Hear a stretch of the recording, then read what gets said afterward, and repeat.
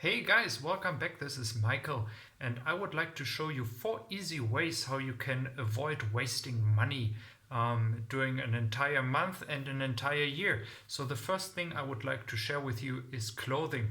A lot of people start to spend money on clothing that they actually don't need.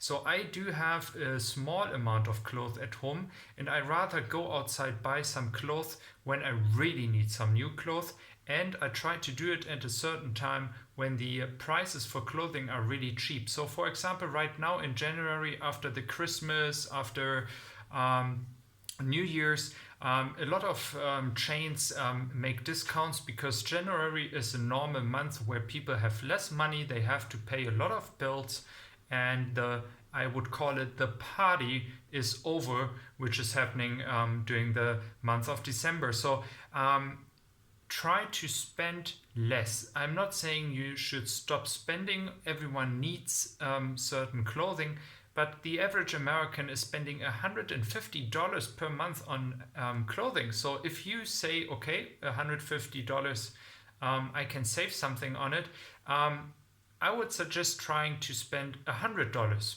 It's still like $1,200 on clothing each year, and you will find it very easy to spend on it if you have the mindset to do so, because you start thinking about the clothes that you really need, yeah, not the clothes that you buy because you like to and you actually don't need it.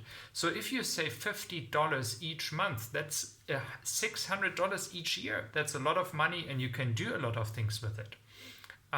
The next thing that I love to do is when you go shopping, it doesn't matter if it's for clothing, if it's for food, or if it's for anything else. There's always a reason why people spend too much money on brands. So let's say I buy a white t-shirt and there's like the brand written Levi's, or like a different brand, can be anything. And only because the brand name is on the white t-shirt, I'm paying like $20 more. And it's like, why? Okay, so this is a way where you should really ask yourself, are you willing to pay only because a name is written on there and because the brand has the brand power to let you spend so much? When you go to the food sector, it's the same. You have brands that everyone knows, and then you have other brands that offer almost exactly the same product but for a much cheaper price. And a good example is water. You buy water where you think, why should I pay that much money for water?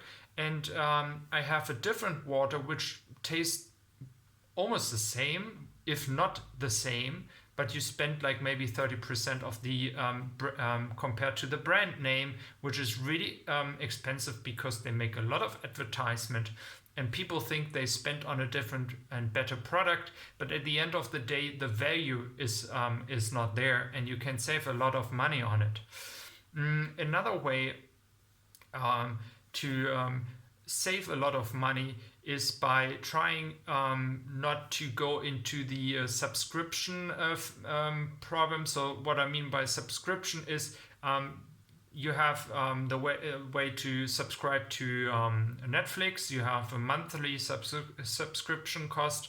You have Amazon Prime, and you can add on, and the concept of it is you feel like you have spent just $13 on Netflix, or you have spent $15 on Amazon Prime, whatever the price is. But the problem is it's adding up.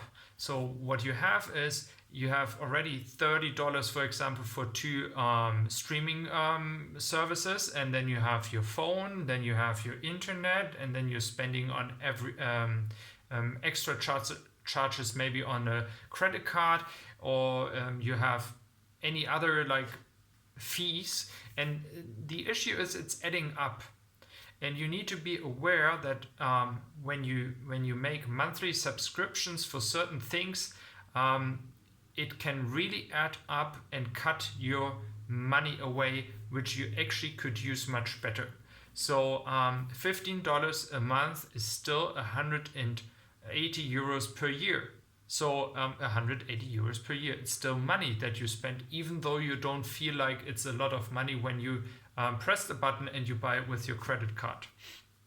And the last thing I would like to talk about is coffee. Coffee is something that everyone really loves to buy.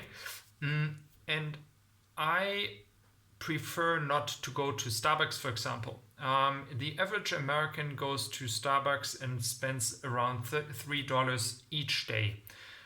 This is adding up to around like $1,200 or more dollars, depending how often you do that.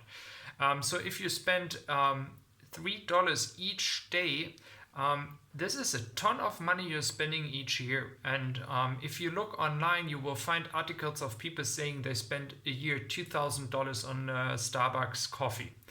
And I honestly, I really like drinking coffee. And when I drink coffee, I do try to do it at home. So I buy my filter coffee at home, and I make myself some coffee. But when I'm outside, I do try to buy coffee every second day.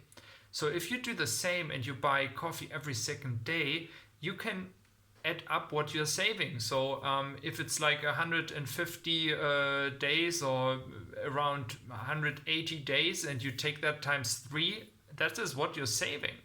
That's like 300, 450, 500 euros a year, depending how strictly you want to be to yourself. And if you add this up, it's crazy. It's crazy.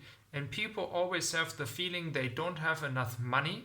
But when I talk to people and they tell me they don't have enough money, and I ask them, how much money do you spend on cigarettes each month?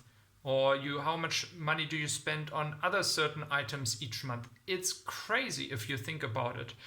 People eating out and they spend tons of money. It's enormous. And if they would cut their cost by half, they would have so much more space to spend the money wisely, to spend the money to retire early, or to invest the money. Because you should think about spending your money a way that it really makes you happy, that it helps you in life, makes your life more efficient, which would be great, or you invest the money so you have the money in the future. And yeah, this is like a few ways how people waste money. And I think everyone has done it once. But the key thing is to learn and grow with it and make your lesson about it.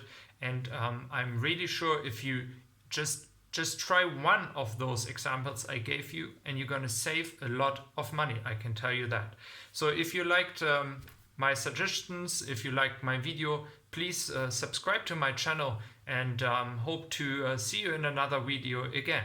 So take care.